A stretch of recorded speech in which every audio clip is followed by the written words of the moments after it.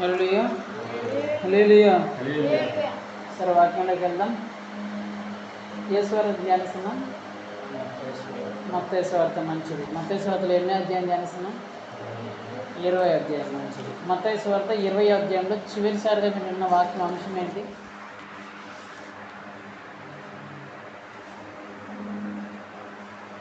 మత్తయి సువార్తలో 20 అధ్యాయంలో చివరిసారిగా మీరు ఉన్న వాక్యం అంశం ఇక్కడే విన్నారు. చివరిసారిగా మత్తయి సువార్తలో దేని గురించి మీకు తెలిసింది? సరే, మర్చిపోయింటే యూట్యూబ్ ఛానల్ ఉంటుందో చూడండి, వినండి. అంశం ఏంటంటే, ఆ క్షేమం కోసం ఏమైనా త్యాగం చేసావా? గుర్తొచ్చిందా? క్షేమం కోసం ఏమైనా త్యాగం చేసావా అనే అంశం గురించి దేవుడు ఆ రోజు మాట్లాడినాడు. గుర్తుంటే మంచిది, ఒకవేళ గుర్తు లేకపోయింటే యూట్యూబ్ ఛానల్లో ఉంటుంది కాబట్టి చూడండి, వినండి, ఆశీర్వదించబడండి. క్షేమం కోసం ఏమైనా త్యాగం చేసావా అనేది ఆ రోజు వాక్యం అంశం. సరే, ఈరోజు మత్తయి సువార్త నుంచి దేవుడు ఏం మాట్లాడుతూ చూద్దాం. మత్తయి సువార్త 20 అధ్యాయం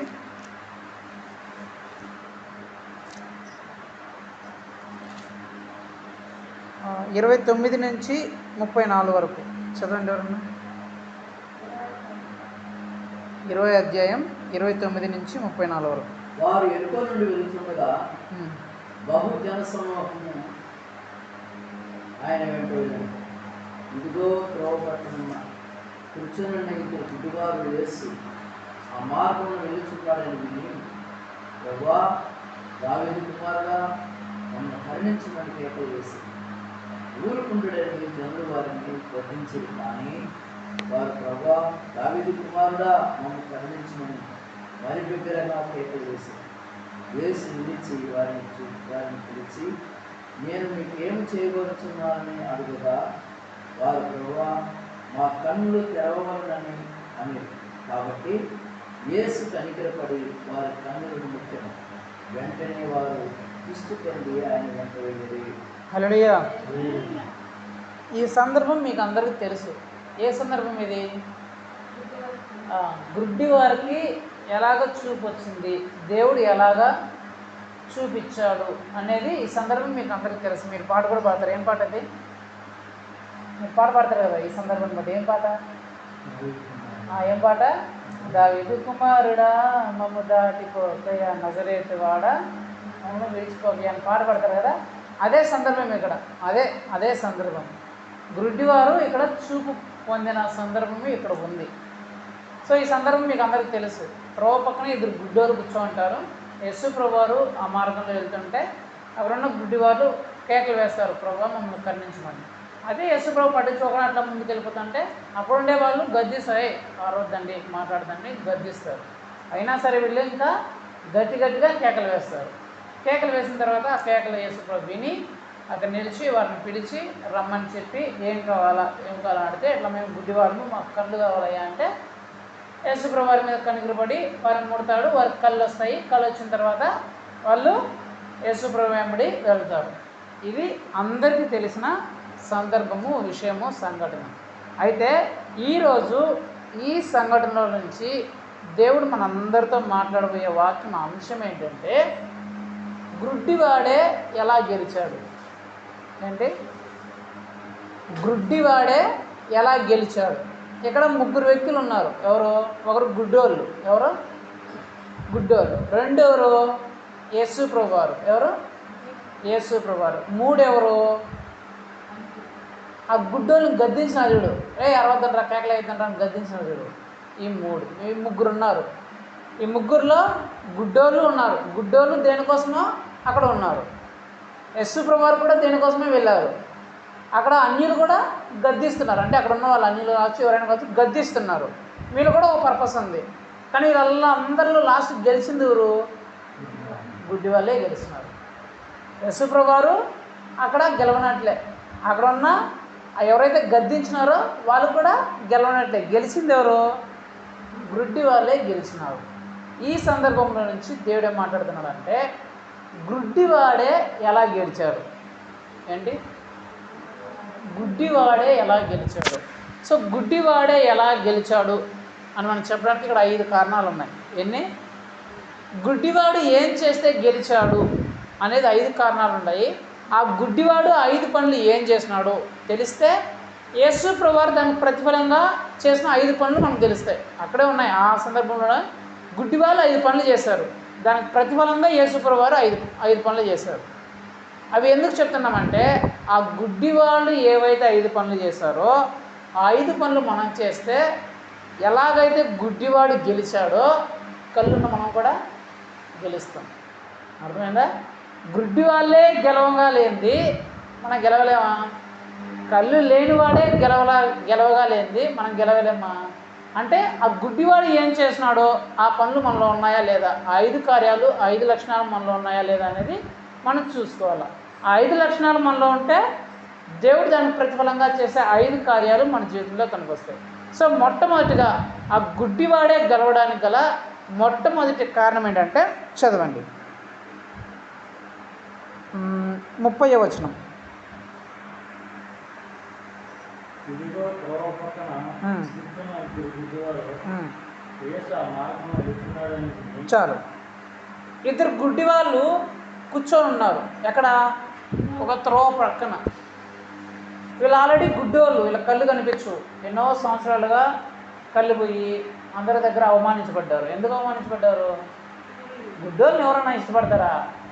ముందర కాలు కట్లు వేస్తారు, పడిపోవాలని చూస్తారు, పడేయాలని చూస్తారు, ఎక్కిరిస్తారు, వీళ్ళు కళ్ళు లేవని చెప్తారు. ఇదొకదైతే మేము చూడలేకపోతున్నామే, అందరిలాగా మేము చూడలేకపోతున్నాం, ఈ లోకాన్ని చూడలేకపోతున్నామే, మా అమ్మ నాన్నని మా కుటుంబాలను చూడలేకపోతున్నాం. వీళ్ళకి ఒక బాధ. వీళ్ళకి ఒక బాధ ఉంది. ఇంకో పక్కన వేరే వాళ్ళు కూడా వీళ్ళని చులకంగా చూస్తున్నారు, వీళ్ళని ఎక్కిరిస్తున్నారు, వీళ్ళు ఇబ్బంది పెడుతున్నారు. ఇలాంటి పరిస్థితుల్లో వాళ్ళు ఉన్నారు. అయితే ఒక మార్గంలో యేసు ప్రభు వెళ్తూ ఉన్నారంట. ఒక మార్గంలో యేసు ప్రభు వెళ్తూ ఉంటే వీళ్ళు ఎక్కడో త్రోవ పక్కన ఉన్నారు, ఆ మార్గంలో లేరు. ఎక్కడున్నారు? ఆ మార్గం పక్కన ఎక్కడో ఉన్నారు. కానీ ఎప్పుడైతే యేసు ప్రభు ఒక మార్గంలో వెళ్తూ ఉంటే వీళ్ళు ఎక్కడికి వెళ్ళిపోయారు? యేసు ప్రభు వెళ్తున్న ఆ మార్గంలోకి వెళ్ళిపోయారు. త్రోవ ప్రక్కన ఉన్నవాళ్ళు యేసు ప్రభు వెళ్ళే ఆ మార్గంలోకి వెళ్ళారు.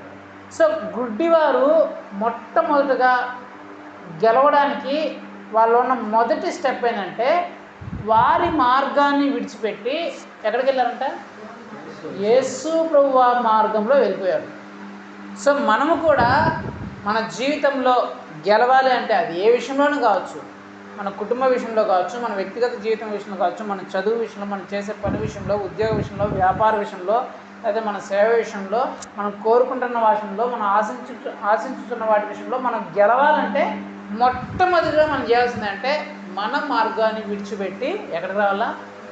యేసు ప్రభు వెళ్తున్న ఆ మార్గంలోనికి మనం వచ్చేయాలి.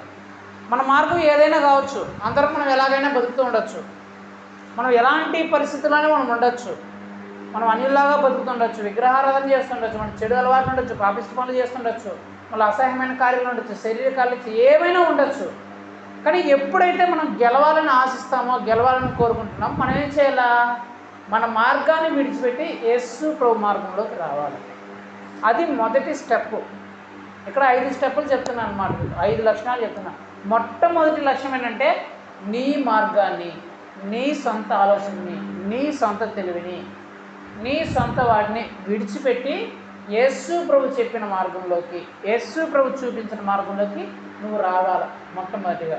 సో నీ మార్గాలు ఏవైతే ఉన్నాయో, నీ ఆలోచనలు ఏవైతే ఉన్నాయో, నీ తలంపులు ఏవైతే ఉన్నాయో వాటిని అన్నిటినీ విడిచిపెట్టి నువ్వు ఎప్పుడైతే యేసు ప్రభు మార్గంలోనికి వస్తావో, యేసు ప్రభు దారిలోనికి వస్తావో, యేసు ప్రభు యొద్దకు వస్తావో అప్పుడు నీ విజయానికి మొట్టమొదటి అడుగు పడుతుంది. విజయం అప్పుడే రాదు.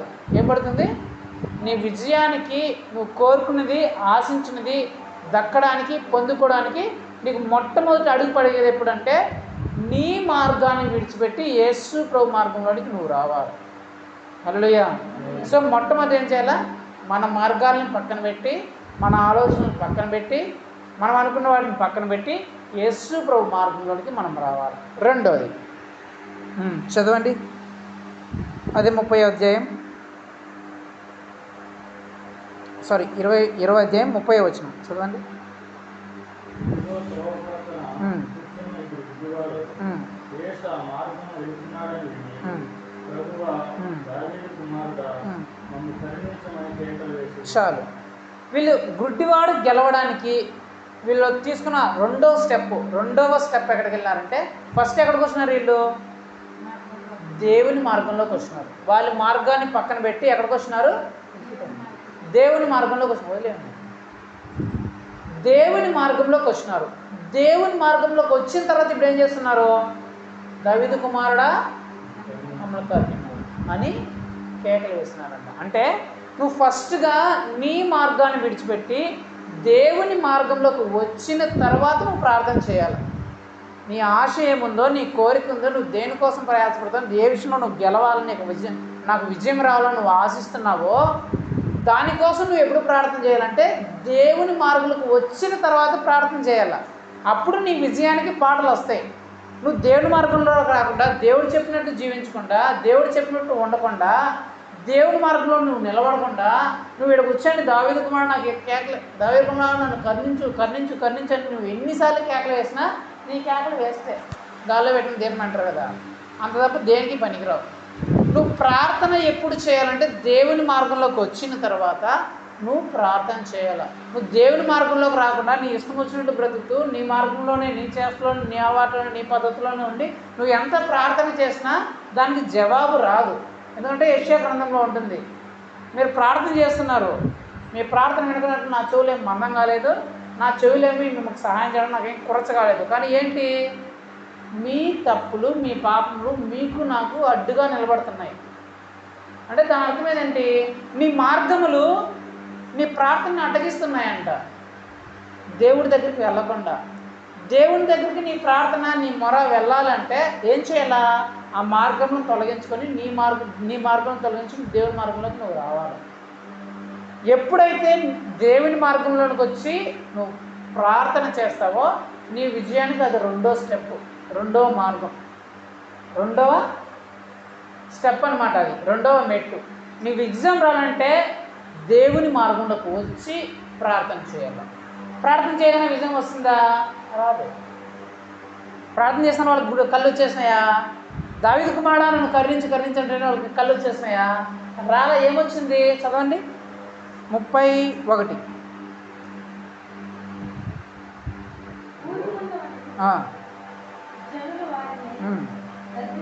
చాలు. మూడో స్టెప్కి వెళ్ళే ముందు వాళ్ళు దేవుని మార్గంలోకి వచ్చినారు. వాళ్ళకి అప్పుడున్న మార్గం, ఆ పాపిస్ట్ మార్గం ఏదో, ఆ చెడు మార్గం ఏదో, ఆ చెడు తలంపులు ఏదో, వాళ్ళ సొంత ఆలోచనలు, తెలుగులో అవన్నీ విడిచిపెట్టి దేవుని మార్గంలోకి వచ్చారు. దేవుని మార్గంలోకి వచ్చి ఇప్పుడు ప్రార్థన చేస్తున్నారు. యాక్చువల్గా ఏం జరగాల? ఇలా పాపిస్ట్ మార్గాన్ని, చెడు మార్గాన్ని, చెడు అలవాట్లను అన్నింటినీ విడిచిపెట్టి ప్రార్థన చేస్తే వీళ్ళకి ఏం జరగాల? ప్రార్థనకి జవాబు రావాలి. కానీ అక్కడేమొచ్చింది? గద్దింపు వచ్చింది. మనుషుల దగ్గర నుంచి సూటిపోటి మాటలు వచ్చినాయి. ఆపండి మీరు, చాలా ఆపండి, ఎందుకు అరుస్తున్నారు, ఎందుకు ప్రార్థన చేస్తున్నారు, ఎందుకు ఏకలు పెడుతున్నారు అని ఏం చేస్తున్నారంటే జనులు వీళ్ళని గద్దిస్తున్నారంట, వీళ్ళని ఆపుతున్నారంట. అంటే దాని అర్థం ఏంటంటే నీ విజయానికి నువ్వు చేరుకునే పోయే ముందు దేవుని మార్గంలోకి వచ్చి నువ్వు ప్రార్థన చేసేటప్పుడు అనేక మంది నిన్ను అడ్డుకోవడానికి ప్రయత్నిస్తారు. దేవుని దగ్గరికి రాకుండా, దేవుడు నీ మొర అనకుండా నీ విజయానికి అడ్డుపడే వ్యక్తులు చాలామంది వస్తారు. నువ్వు ఎన్నోసార్లు ప్రార్థన చేసినావు, నీ చెడు అలవాట్లని విడిచిపెట్టినావు, దేవుని మార్గంలోకి వచ్చినావు కదా, నువ్వు ప్రార్థన చేస్తున్నావు కదా, ఆ దేవుడు నీకు ఇవ్వలేదే, ఇంకెందుకు ప్రార్థన చేస్తావు, నువ్వు ఆపేయి, ఆ దేవుడు నీకు ఏం చేయడు, నువ్వన్నీ విడిచిపెట్టి దేవుని దగ్గరికి వచ్చినా కూడా ఆ దేవుడు నిన్ను పట్టించుకోలేదు, ఇంక వదిలేయి అని చెప్పేసి దేవుని యొక్కకు రాకుండా, దేవుడిని నీ మొర వినకుండా అడ్డుకునే వాళ్ళు మనుషులు కూడా చాలామంది ఉంటారు. వాళ్ళు ఎవరు? అన్యులైనా కావచ్చు, ఇలా అన్యులు కాదు, యేసుప్రభుత్వం ఉన్న వాళ్ళే అక్కడ గద్దించింది. యేసుప్రభుత్వం నడుస్తున్న వాళ్ళే, యేసుప్రభుత్వం ఉన్న వాళ్ళే ఏం చెప్తున్నారు? ఆపండి మీరు, పిలవద్దండి మీరు, ఆపండి, కేకలు పెట్టద్దండి అంటున్నారు. అంటే ఇతరులే కాదు, యేసుక్రీస్తుని నమ్ముకున్న వాళ్ళు కూడా కొన్నిసార్లు మిమ్మల్ని ప్రార్థనలు అడ్డగిస్తుంటారు. దేవుడిని మొదలు పెట్టడాన్ని వాళ్ళు కూడా మిమ్మల్ని డిసప్పాయింట్ చేస్తుంటారు. ఆ దేవుడిని చూడలేదులే, వినలేదులే, ఇంక వదిలేయండి, పట్టించుకోదండి, ఇంకా దేవుడు పట్టించుకోడు మిమ్మల్ని, మీ ప్రార్థన వినడు అని చెప్పేవాళ్ళు అన్యులే కాదు, దేవుని ప్రజల్లో కూడా ఉండొచ్చు. అన్యులు గట్టిగా చెప్తారు, ఇంకా గట్టిగా అంటే ఇంకెందుకు మీరు ఆ దేవుడిని నమ్ముకోవడం, ఎప్పటి నుంచో నమ్ముకుంటూ అంటారు కదా మీ దేవుడిని ఎప్పటి నుంచో ప్రార్థన చేస్తున్నారు కదా, దేవుడు మీకు ఏం చేయలేదు, ఇంకెందుకు ఆ దేవుడు వదిలేయండి, మరో ఈ లోకంలోకి వచ్చేయండి, ఈ లోక అలవాట్లోకి వచ్చేయండి, పద్ధతుల్లోకి వచ్చేయండి, ఆ దేవుడు మిమ్మల్ని పట్టించుకోలేదు కదా, ఆ దేవుడు మిమ్మల్ని మీ ప్రార్థన వినలేదు కదా, మీరు అడిగింది ఇవ్వలేదు కదా, మీరు అన్నీ విడిచిపెట్టినారే, దేవుడి కోసం ఆ దేవుడి కోసం అన్ని విడిచిపెట్టి వచ్చినారు, కానీ మీ దేవుడు మీ మాట వినలేదే, ఇంకెందుకు ఆ దేవుడు వచ్చేయండి మళ్ళీ అని చెప్పేవాళ్ళు చాలామంది ఉంటారు.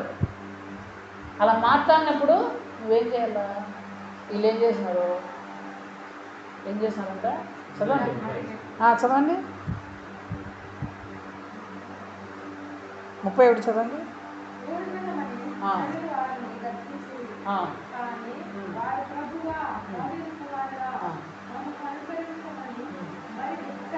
మరి బిగ్గరగా కేకలు వేసిరి.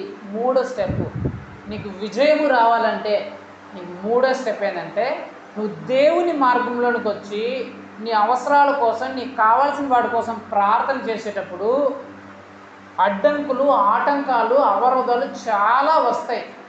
అలా వచ్చినప్పుడు నువ్వు ఆగిపోకుండా, నీ ప్రార్థన ఆపకుండా, నువ్వు విడిచిపెట్టకుండా, ఆ అడ్డంకులన్నీ పట్టించుకోకుండా మరింత బిగ్గరగా కేకలేశారంట. అంటే మరింత ఎక్కువ నువ్వు ప్రార్థన చేయాల, మరింత ఎక్కువ నువ్వు విశ్వాసంలో ఎదగాల, మరింత ఎక్కువ నువ్వు ప్రార్థనలో గడపాల, మరింత ఎక్కువ నువ్వు సహవాసంలో, దేవుని సహవాసంలో నువ్వు గడపాల.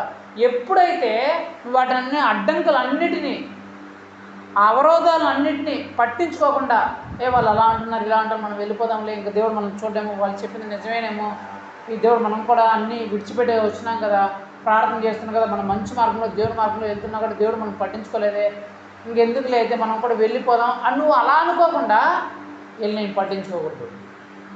నాకు విజయం ఇచ్చేది దేవుడే, నాకు కళ్ళు ఇచ్చేది వీళ్ళు కాదు. నా సొంత ప్రయత్నం చేత కళ్ళు వస్తాయని చెప్పేసి నేను ఎంతో ప్రయత్నించాను, కానీ కళ్ళు రాలా. ఇప్పుడు వీళ్ళు మాటలకి, వీళ్ళు అనే మాటకి, వీళ్ళు చెప్పేవాడికి ఇప్పుడు కానీ నేను వెనక్కి వెళ్ళిపోయాను అనుకో, నాకు కళ్ళు రావు.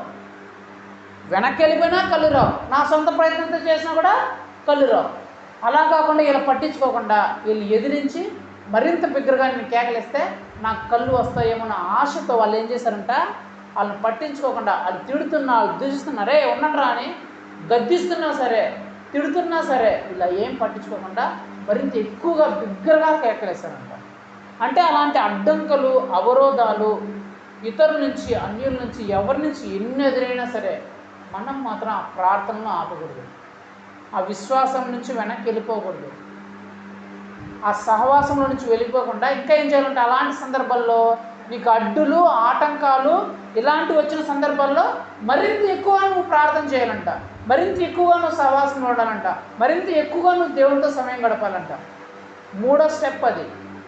నువ్వు దేవుని మార్గంలోకి వచ్చి నువ్వు ప్రార్థన చేయగానే నీకు సమాధానం రాదు. ఏమొస్తాయంటే దానికి ప్రతిగా నీకు అడ్డంకులు, ఆటంకాలే వస్తాయి, నీకు శ్రమలు, ఇబ్బందులు, కష్టాలే వస్తాయి. కష్టాలు పెట్టే వాళ్ళే ఎక్కువ వస్తారు, ఇబ్బందులు పెట్టే వాళ్ళే ఎక్కువ వస్తారు.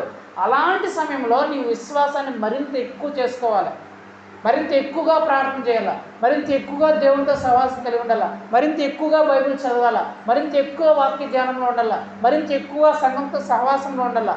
అప్పుడు ఉంటే దాని తర్వాత చదవండి 4వది ఏం చేశారు చదవండి 32. ఇది వాళ్ళకి సమాధానం వచ్చింది. ఎప్పుడు వచ్చింది సమాధానము? వాళ్ళు ఎప్పుడైతే వాటన్నిటిని పట్టించుకోకుండా, విశ్వాసంలో నుంచి పడిపోకుండా, ఎప్పుడైతే వాళ్ళు మరింత ఎక్కువగా ప్రార్థనలో గడిపారో, మరింత ఎక్కువ ఆత్మీయంగా గడిపారో, మరింత ఎక్కువగా వాళ్ళు దేవుని సహవాసంలో ఉన్నారో ఏం జరిగింది? వాళ్ళు దేన్నైతే కోరుకున్నారో, దేన్నైతే ఆశించినారో దానికి మార్గం సుగమం అయింది. అక్కడ జరిగిందండి, యేసు నిలిచాడంట, వాళ్ళని పిలిచాడంట. తర్వాత చదవండి.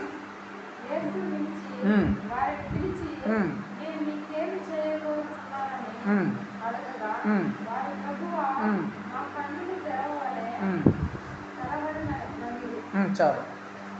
సో ఈ 3 ఎప్పుడైతే నీకు జరుగుతాయో 4వ స్టెప్ నీకు విజయమే. విజయ దగ్గరకు వచ్చేస్తావు అంతే.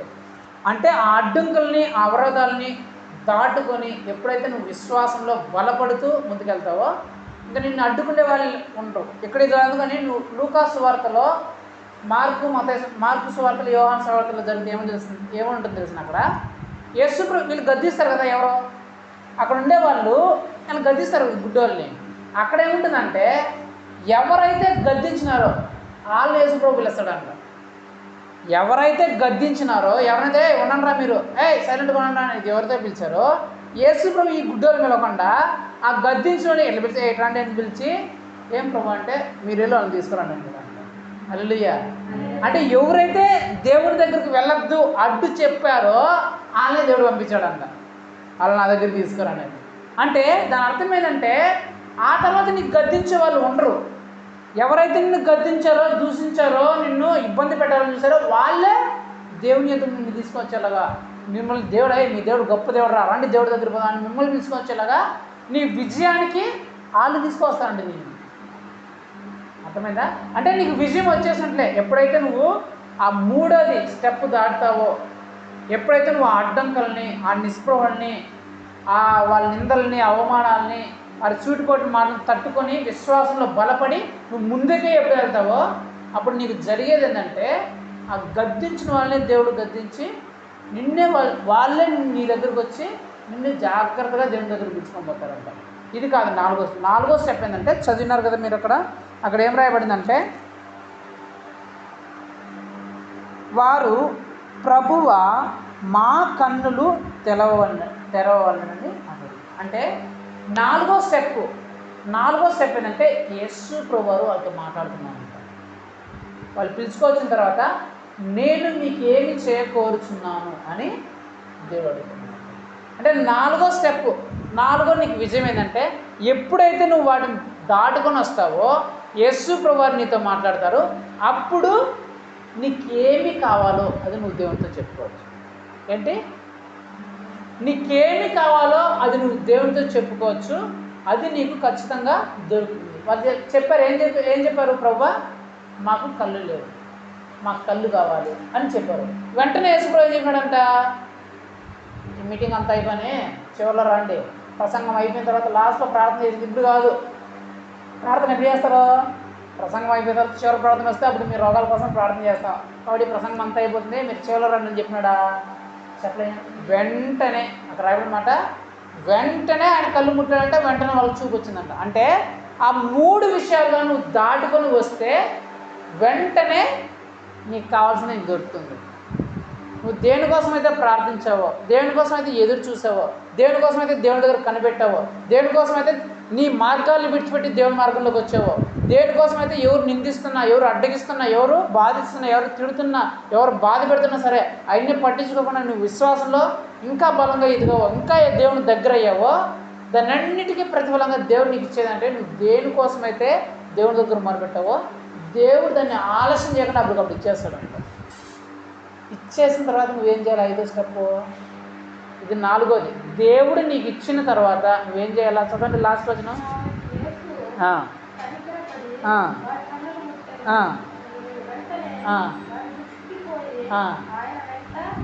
ఏం చేయాలంట? 5వదిగా వాళ్ళు ఏం చేశారంట? ఆయన వెంబడించారు. ఏంటి? నీకు దృష్టి వచ్చిన తర్వాత అంటే నువ్వు కోరుకునేది, ఆశించింది నీకు దొరికిన తర్వాత నువ్వు చేయాల్సిన 5వ పని ఏంటి? ఆయన్నే వెంబడించాలి.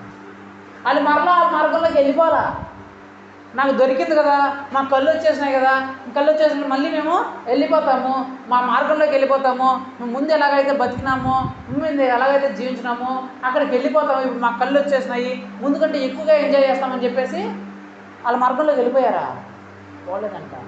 ఎవరైతే ఇన్ని సంవత్సరాలుగా, ఇన్ని రోజులుగా వాళ్ళకి తీరని కష్టాన్ని, వాళ్ళకి దక్కన ప్రతిఫలాన్ని ఎవరైతే ఇచ్చారో ఆయన్నే వెంబడించున్నారంట. అంటే యేసు ప్రభువారు ఈ 4 కార్యాలు చేస్తే, 3 కార్యాలు చేస్తే మనకు కావాల్సింది మనకి ఇస్తాడు, మనకు కావాల్సింది మనం దయచేస్తాడు. దయచేసిన తర్వాత మనం ఏం చేయాలా?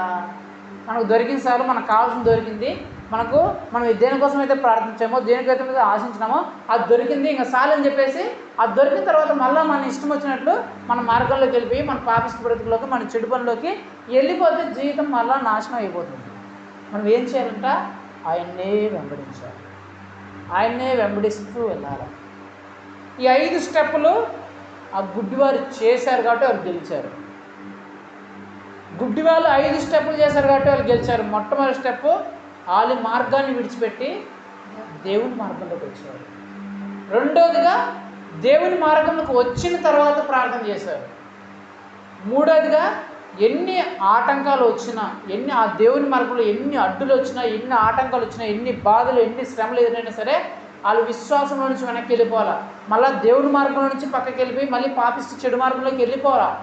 మరలా కృంగిపోయి విశ్వాసంలోకి వెళ్ళిపోవాలా. ఏం చేశారు? దానికి ప్రతిగా మరింత విశ్వాసంలోకి వెళ్ళారు, మరింత ఆత్మీయంగా బలపడ్డారు, మరింత ఎక్కువగా దేవుల్లో బలపడ్డారు. దానికి ప్రతిఫలంగా వారికి కావాల్సింది వారికి దక్కిన తర్వాత వాళ్ళు మరలా వాళ్ళ మార్గంలోకి వెళ్ళిపోవాలా. దేవుణ్ణే వెంబడించారు. కారణం వాళ్ళు గెలిచారు, అందుని బట్టే వాళ్ళు గెలిచారు. వీళ్ళు ఈ 5 పనులు చేశారు కాబట్టే యేసు ప్రభు చేసిన 5 పనులు, వాళ్ళకి చేసిన 5 పనులు ఒక 2 నిమిషాలు చెప్పి ముగించేస్తారు. వాళ్ళు చేసిన 3 పనులే, కానీ 5 పనులు ఉన్నాయి. 3 పనులు మెయిన్గా చేశారు. ముఖ్యమైన పని ఏంటంటే వాళ్ళ మార్గాన్ని విడిచిపెట్టి దేవుని మార్గంలోకి వచ్చారు. ఆ తర్వాత ప్రార్థన చేశారు. ఆ తర్వాత ఆటంకాలని అన్నిటినీ ఎదిరించారు, పొందుకున్నారు కదా. ఆ 3 చేసిన తర్వాతనే పొందుకున్నారు కదా. ఆ 3 చేయగానే దేవుడి నుంచి వాళ్ళకి వచ్చిన 5 ఆశీర్వాదాలు ఏంటంటే చూడండి. మొట్టమొదటిది ఇక్కడ 32వ వచనం చదవండి.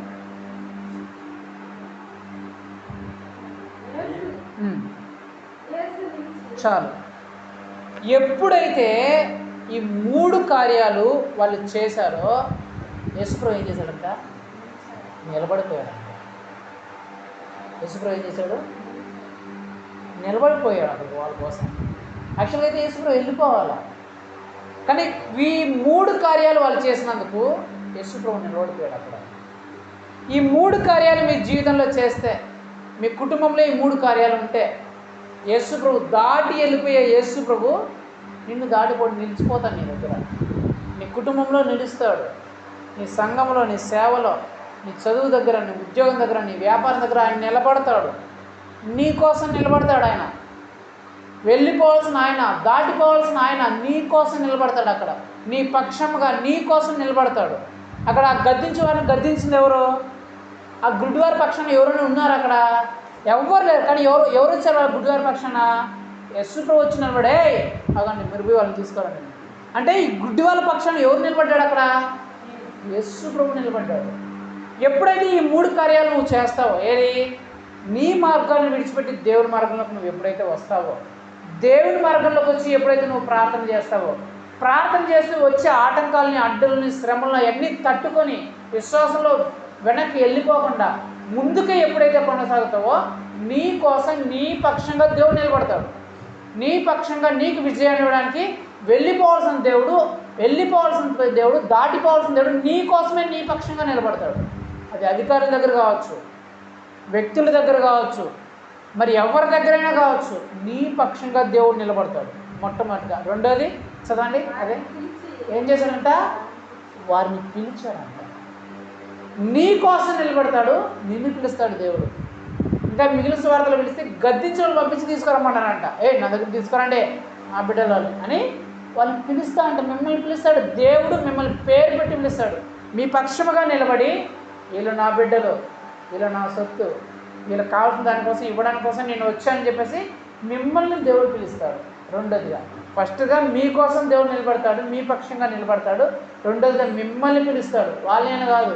ఆ శిష్యుల వల్ల ఎవరిని పిలవాలా? అక్కడ వాళ్ళని, ఆ గుడ్డి వారిని పిలిచాడంట దేవుడు. మూడోది అడుగుదా. మూడోది ఏం చేస్తాడంట? ఏంటమ్మా నీ బాధ, నీ సమస్య ఏంటి చెప్పు అని అడుగుతాడంట. అంటే ఇంతకుముందు దేవుడికి వినిపించలేదా కేకలు? యేసుప్రభు వాళ్ళ కేక వినిపించలేదా? వినిపించినాయని మనం ఎలా చెప్పగలం? నేను చెప్తా.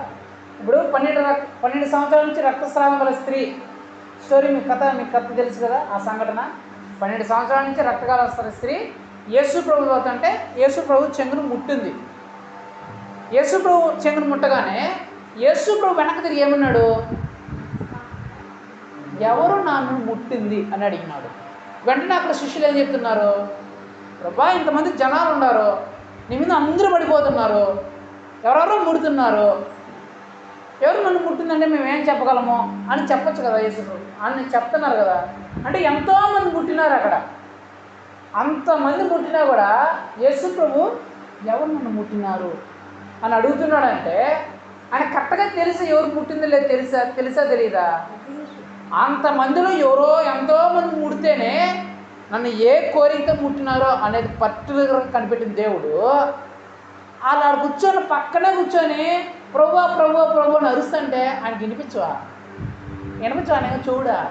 ఎంతోమంది ముడుతుంటేనే ఆ స్పర్శని కనిపెట్టిన దేవుడు, ప్రత్యేకంగా ఆయన కనిపెట్టిన దేవుడు ఆ త్రోవ పక్కన అరిచే ఆ అరుపుల్ని ఆయనకి వినిపించవా?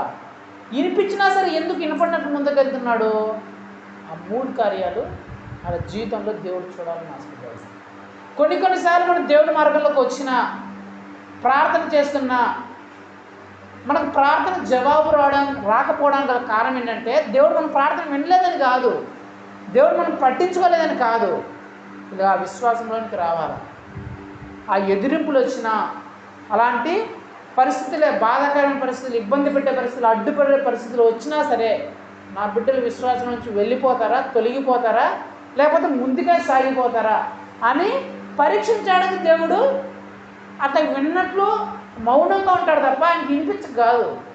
నీ ప్రార్థన, నువ్వు చేసిన ప్రార్థనకి దేవుడు మౌనంగా ఎందుకున్నావు అంటే దేవుడికి వినిపించక కాదు, నీ విశ్వాసంలో నువ్వు ఎలా ఉన్నావో దేవుడు చూడాలి. అలా చూసిన దేవుడు 3వ కార్యం ఏం చేస్తున్నాడు? మీకేం కావాలని అడుగుతున్నాడు. మొట్టమొదటిగా వారి పక్షంగా నిలిచాడు, వారిని పిలిచాడు. 3వదిగా మీకేమి కావాలని, 3వదిగా ఏంటంటే చూడండి, మీకేమి కావాలని అడుగుచున్నాడు. అడగగానే ఏం చెప్పారు? వాళ్ళకి ఏం కావాలో అడిగారు, చెప్పారు యేసుప్రభుకి. వెంటనే ఏం చేశారంటే యేసుప్రభు అక్కడ రాయబడిన మాట చదవండి, 33 చదవండి.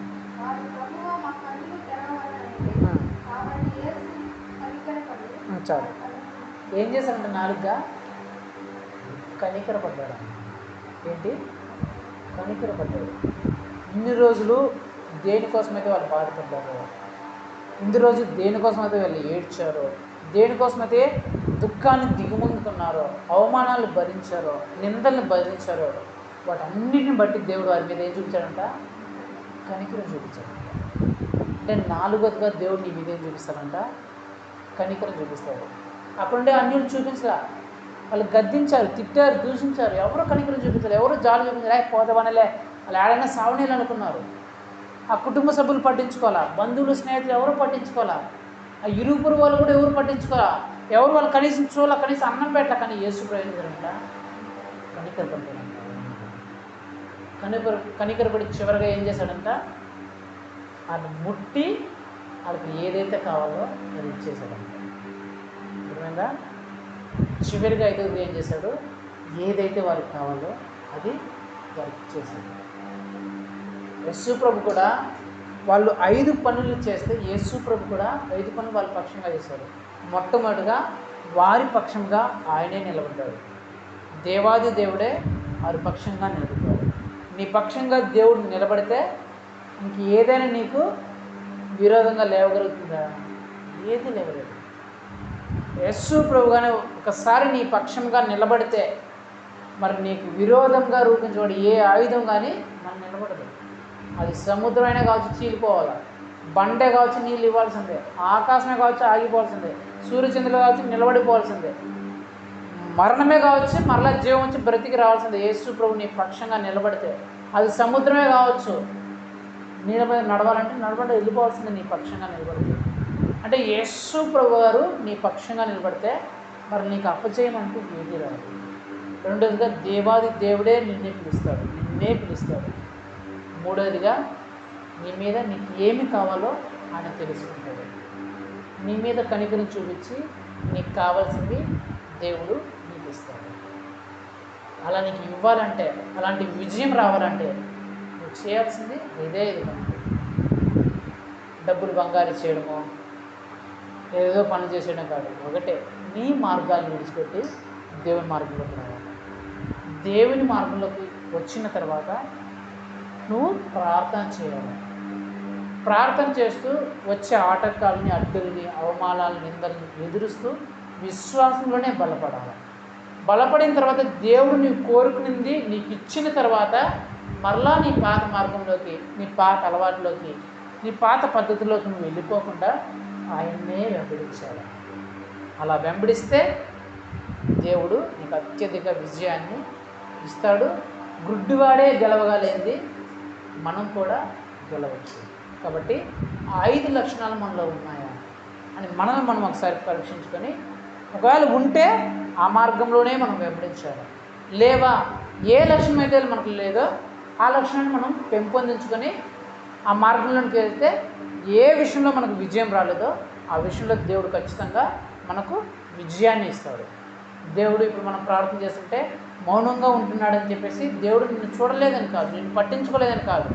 ఇంకా నువ్వు విశ్వాసంలో బలపడాలా, ఇంకా నువ్వు విశ్వాసంలో అభివృద్ధి చెందాలా. నిన్ను గద్దించిన వాళ్ళే, నిన్ను తిట్టిన వాళ్ళే, నిన్ను దూషించిన వాళ్ళే నిన్ను స్వయంగా వారే గౌరవించి దేవుని దగ్గర పిలుచుకోవాలని దేవుడు ఆశపడుతున్నాడు. కాబట్టి మీ ప్రార్థనకి సమాధానం రాలేదని, జవాబు రాలేదని మీరు కృంగిపోకుండా దేవుడు నన్ను గొప్పగా చేయబోతున్నాడు, అందరి ఎదుట గొప్పగా నన్ను నిలబడుతున్నాడు, నేను ఊహించిన సంతోషాన్ని ఇన్ని రోజులుగా ఇన్ని సంవత్సరాలుగా పొందుకొని ఆ గొప్ప ధన్యతని, ఆ గొప్ప ఆశీర్వాదాన్ని నేను పొందుకోబోతున్నానని ఆ నిశ్చయత మనం ముందుకెళ్ళి ప్రార్థన చేస్తే దేవుడు గొప్పగా మనకు విజయాన్ని అందిస్తాడు. కాబట్టి మనం ప్రార్థన చేసుకుందాం. కళ్ళు మూసుకోండి. మా నాన్నగారు ప్రార్థన చేస్తారు. చివరి ప్రార్థన ఏకీవిద్దాం.